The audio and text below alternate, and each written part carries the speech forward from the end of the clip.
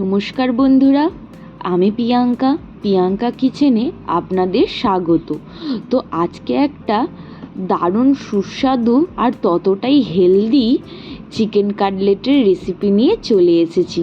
তো সকলকে অনুরোধ থাকলো ভিডিওটি স্কিপ না করে সম্পূর্ণ দেখার। চলে আসো, ভিডিওটি শুরু করা যাক। প্রথমে আমি এখানে রিফাইন তেল দিয়ে দিলাম কড়াই, দিয়ে কিন্তু একটা মিডিয়াম সাইজের পেঁয়াজকে ছোট ছোট করে কেটে নিয়েছি। যখন গোল্ডেন ব্রাউন হয়ে আসবে পেঁয়াজটা, সামান্য পরিমাণ আদা রসুনের পেস্ট আপনাদের দিতে হবে। তার মধ্যে একটু শেজওয়ান সস আর একটু টমেটো সস দিয়ে কিন্তু ভালো করে নাড়তে হবে। যদি দেখবেন লেগে যাচ্ছে, আপনারা একটুখানি জল ব্যবহার করতে পারেন। আর প্রেসারে কিন্তু মাংস আর আলু একসাথে 3-4টে সিটি মেরে নিতে হবে। মেরে ভালো করে ম্যাশ করে নেবেন। এখানে দেখুন আমি হালকা একটু পরিমাণ ক্রিম ব্যবহার করেছি, যাতে খেতে ক্রিমি লাগে। ব্যাস সব কিছু মশলা একসাথে ম্যাশ করে আমরা কিছুক্ষণ রেখে দেবো।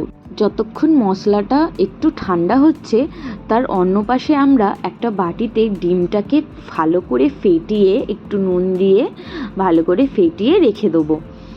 আপনারা কোয়ান্টিটি হিসাবে ডিমের পরিমাণটা বাড়াতে পারেন। এখানে আমি 5টা চিকেন কাটলেট করেছিলাম বলে আমার একটা ডিমে হয়ে গেছিলো। আর এই দেখো, এইটা আমি ব্রেড ক্রাম করেছি, এইটা আমি ঘরেই করেছি। এই রেসিপি দেখতে চাইলে অবশ্যই আমাকে কমেন্টে আপনারা জানাবেন। আর দেখো, একদম মিক্সচারটা ঠান্ডা হয়ে গেছে। আর এখানে আমি ডিমগুলো নিয়ে নিয়েছি। আপনারা চিকেন কাটলেটকে যেমনি ইচ্ছা আকৃতি দিতে পারেন, কিন্তু আমি এখানে এটা আমি তো ডিপ ফ্রাই করব না, তাই এখানে আমি চ্যাপ্টা করে নিচ্ছি। তোমরা গোল বলের মতো করে ডিপ ফ্রাইও করতে পারো, কিন্তু যেহেতু আমি এটা হেলদি দেখিয়েছি, তো এখানে আমি ডিপ অয়েলে ফ্রাই করিনি, এটা আমি শ্যালো ফ্রাই করেছি তাওয়াতে।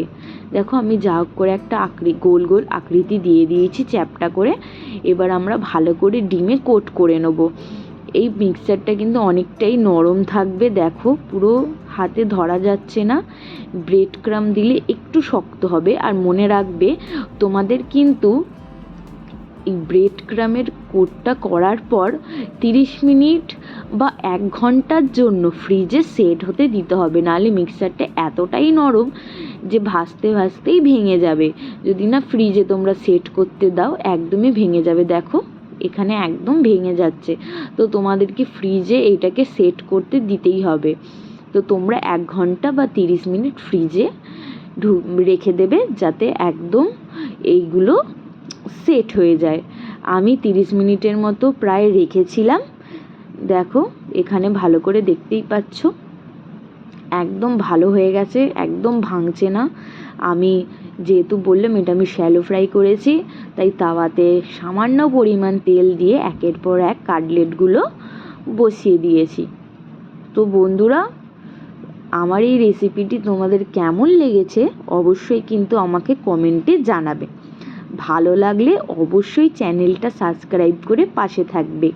ভিডিওটি স্কিপ না করে সম্পূর্ণ দেখার জন্য সকল বন্ধুদের অনেক ধন্যবাদ। পরের ভিডিওতে আবার আপনাদের সাথে দেখা হচ্ছে। টাটা।